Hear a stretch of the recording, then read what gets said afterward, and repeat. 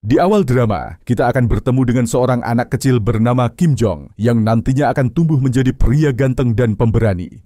Video ini dimulai dengan memperkenalkan tokoh utama, Kim Jong, seorang anak kecil yang menyaksikan proses pengadilan pembunuh ibunya. Ia merasa marah ketika hakim menyatakan bahwa pembunuh bernama Sung So tidak sengaja melakukan kejahatan dan hanya dihukum 3 tahun, meski jelas bahwa ibu Kim Jong dibunuh secara brutal.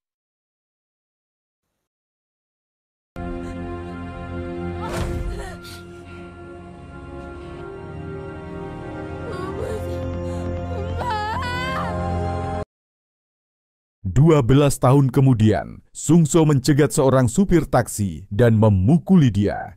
Cerita lalu melompat 12 tahun ke depan, di mana Sung So kembali beraksi dengan melakukan tindak kekerasan. Pada saat yang sama, Kim Jong, yang kini remaja, bertekad untuk membalas dendam kepada Sung So dan memberikan keadilan bagi orang-orang lain yang tidak mendapatkannya.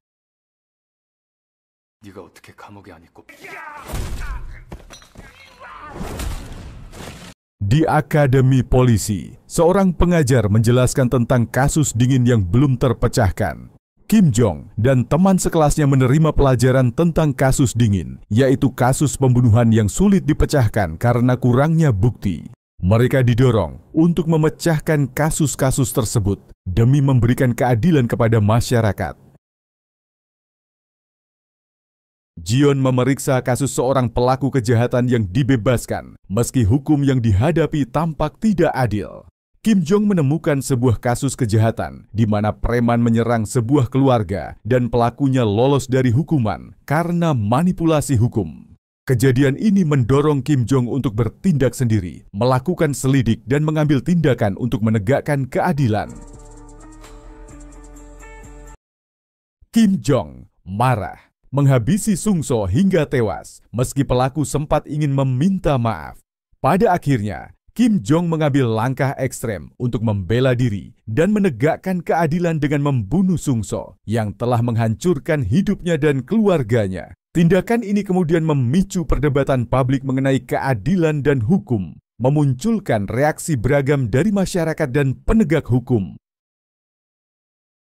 Doyok terlibat dalam kasus pembunuhan yang sangat kejam, di mana ia bersama remaja bernama Song Yeon membunuh keluarga mantan bosnya, termasuk 2 anak kecil. Doyok mengklaim bahwa dia tidak sendirian dan hanya terpengaruh oleh alkohol saat peristiwa tersebut terjadi. Meskipun ada celah hukum untuk remaja di bawah umur, Jion merasa yakin bahwa Doyok adalah pelaku utama berdasarkan gaya hidupnya yang sering berpesta miras dan kunjungan ke klub malam. Jion mengambil inisiatif untuk menyelidiki lebih dalam ke dalam kasus Doyok. Ia bahkan ikut pergi ke klub malam tempat Doyok biasa berkunjung untuk mendapatkan informasi lebih lanjut tentang aktivitas Doyok yang mencurigakan. Dalam pencariannya, Jion mendapati Doyok yang merasa bebas dari ancaman hukum dengan memanfaatkan Undang-Undang Perlindungan bagi Anak di bawah umur, meskipun ia tahu bahwa Doyok sebenarnya adalah pelaku pembunuhan. Setelah melakukan investigasi lebih lanjut, Doyok akhirnya ditemukan tewas. Kematian Doyok menghebohkan publik dan menimbulkan reaksi keras terhadap aparat penegak hukum atas kemampuan mereka untuk menangani kasus ini. Aksi vigilante yang terbentuk sebagai reaksi masyarakat terhadap ketidakpuasan atas hukum menjadi topik yang hangat dibahas di berbagai media dan menarik perhatian publik. Terdapat kontroversi besar mengenai tindakan vigilante yang muncul sebagai alternatif ketika hukum dinilai gagal memberikan keadilan.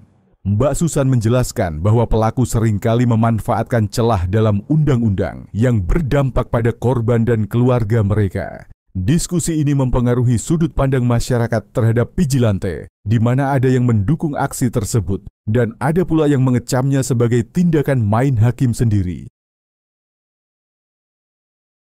Seorang pengendara mobil yang dikenal sebagai Sopo terlibat dalam kecelakaan memalukan ketika dia menabrak seorang nenek. Sopo menunjukkan sikap sangat agresif dan tidak bertanggung jawab dengan berani menyerang seorang pria yang mencoba menegurnya untuk meminta pertanggungjawaban. Situasi semakin memanas ketika pria yang ditugasi menegur Sopo terpaksa membalas serangan dan akhirnya Sopo ditangkap oleh polisi. Dalam perjalanan ke rumah sakit untuk perawatan, Sopo juga terpaksa ditahan karena mengalami dugaan penganiayaan.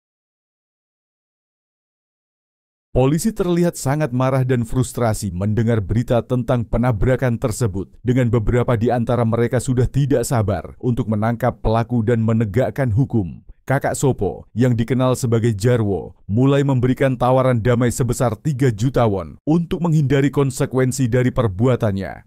Tawaran ini menunjukkan betapa seriusnya situasi tersebut dan tekanan yang dihadapi oleh keluarga pelaku. Di sisi lain, sekelompok vigilante juga mulai memburu Sopo, berupaya untuk mengambil tindakan sendiri di luar jalur hukum.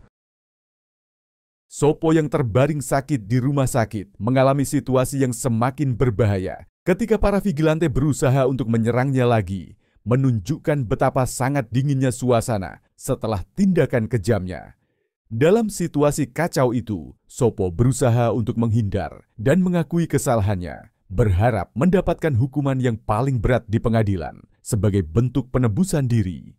Saat berjalan di sebuah mall, Jion bertemu Juhon berbicara empat mata. Dalam pertemuan tersebut, terungkap bahwa si palsu alias Gangok sedang mengamati situasi dan pembicaraan antara Jion dan Mei Mei. Mei Mei mengaku tidak tahu siapa yang menyuruhnya melakukan tindakan berbahaya itu, menjelaskan bahwa dia hanya mengikuti perintah dari agensinya. Situasi semakin memburuk ketika si palsu menelepon dan memperingatkan Jion tentang bahaya si Johon yang dia sebut sebagai boneka penguasa. Jurnalis yang sedang menyelidiki kasus ini menemukan gudang berisi server yang beroperasi untuk perusahaan ilegal. Mereka menyadari bahwa pembunuhan aktor terkait dengan usaha menyembunyikan informasi ini. Namun, saat mereka berusaha melarikan diri, Desok tewas di tangan pria misterius, meninggalkan Bacoy yang berhasil kabur.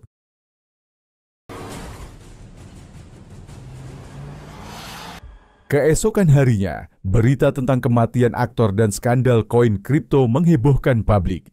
Media mengaitkan insiden tersebut dengan seorang jurnalis, Mbak Choi, yang tetap berkomitmen untuk menyampaikan kebenaran.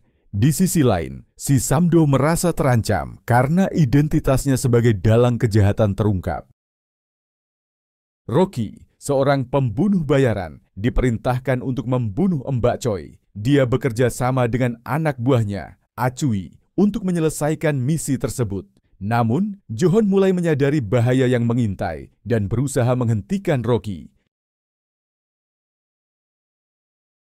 Johon dan Jion terlibat dalam perdebatan mengenai keadilan. Meskipun Jion percaya bahwa kadang hukum tidak berpihak kepada yang lemah, Johon tetap pada pendirian bahwa keadilan harus dijalankan berdasarkan hukum. Pertengkaran mereka berujung pada pertarungan fisik, di mana keduanya saling menunjukkan kekuatan dan keyakinan mereka masing-masing.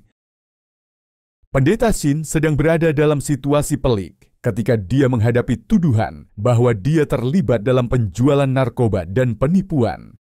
Ia ditolak oleh Pak Encang yang mulai mencurigai niatnya. Jion yang tampaknya marah menyerang oknum-oknum yang terlibat dengan pendeta tersebut, terutama mereka yang melarikan diri dari situasi tersebut. Kematian pendeta Shin memicu reaksi publik yang beragam, menimbulkan kekhawatiran di kalangan kelompok tertentu karena mereka mungkin menjadi target berikutnya. Samdo berusaha menenangkan Jayub, berjanji untuk membunuh Boy dan Vigilante dalam waktu 5 hari, dengan syarat Jayub menyelamatkan kasusnya. Masyarakat mulai mempertanyakan kinerja kepolisian yang dinilai lambat dalam penyelidikan, karena mereka merasa ada banyak bukti yang seharusnya bisa ditindaklanjuti. Samdo tidak mau menanggapi surat panggilan kepolisian, berusaha untuk melindungi dirinya, dengan berharap untuk dijadikan tumbal agar citra polisi tidak rusak. Kasus terbunuhnya pengelola panti asuhan menjadi sorotan dan menjadi representasi dari kebangkitan kejahatan yang merusak niat baik di masyarakat. Gangok yang mulai mencurigai situasi tersebut berperan aktif dalam mencari tahu cerita di balik kematian pengelola panti tersebut, meskipun dia juga menghadapi ancaman dari penjahat. Jion mengajak anak buahnya menuju lapangan olahraga yang menjadi tempat dilangsungkannya konser Samroh, di mana pengunjung diwajibkan mengenakan baju hitam bertudung. Ini memberi mereka kesempatan untuk menyelinap tanpa menarik perhatian.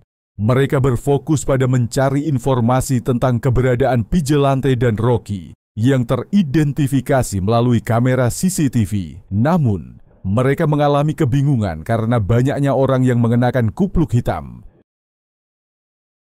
Jion merencanakan untuk memancing perhatian para penjahat dengan menugaskan Palu untuk mengalihkan pasukan Samdo. Bai di posnya bersiap untuk melakukan siaran langsung agar bisa merekam segala sesuatu yang terjadi. Ketika pertarungan dimulai, Jion dan Gangok berhadapan dengan pasukan Samdo yang disusul pergerakan anak buah lainnya demi memastikan Vigilante dan temannya tidak tertangkap. Di tengah kekacauan, Jayub menyerang dengan nekat, namun akhirnya kehabisan amunisi. Saat itu, Jion dan Johon berkolaborasi untuk meneruskan perjuangan mereka melawan musuh. Sayangnya, Sun yang terluka parah saat berduel akhirnya meninggal, menyisakan duka mendalam bagi Jion yang menyaksikan kehilangan sahabatnya. Samdo, Rocky dan Jiong masuk ke dalam gudang tiba-tiba disusul juga oleh Johon. Duel sengit 2 lawan 2 pun tak terelakkan lagi.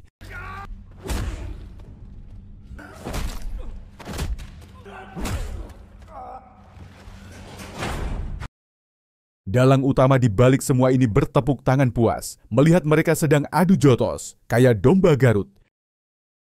Samdo pun minta tolong kepada bos yaitu dalangnya tadi, tapi apa yang ia dapatkan? Tiba-tiba Jayong pun membuka keran air, alhasil mereka pun harus berenang seperti ikan lele. Akhirnya Jion dan Johon pun bekerja sama, dan naik ke atas tiba Jion pun menariknya, dan ia berkata, biar hukumlah yang akan menanganinya. Jion pun berjanji akan memberikan keadilan untuknya.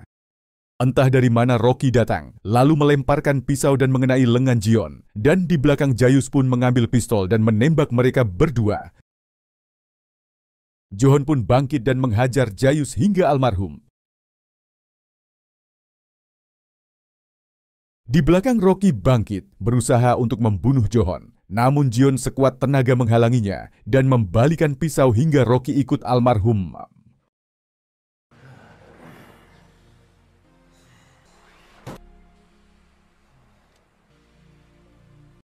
Dan akhirnya kedua petinggi polisi ini memutuskan menutup kasus Vigilante. Sementara itu Jion mengunjungi makam sahabatnya yang penuh dengan karangan bunga dari masyarakat yang mengidolakannya karena ia dianggap sebagai Vigilante.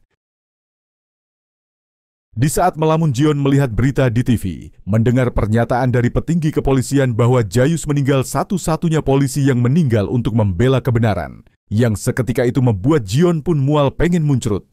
Di akhir cerita, Jion pun diangkat menjadi polisi sesungguhnya dan ketika disumpah ia tidak mengangkat tangan dan ia pun enggan untuk hormat dan ia pun akan terus berjuang menjadi Vigilante dan semoga ada cerita selanjutnya.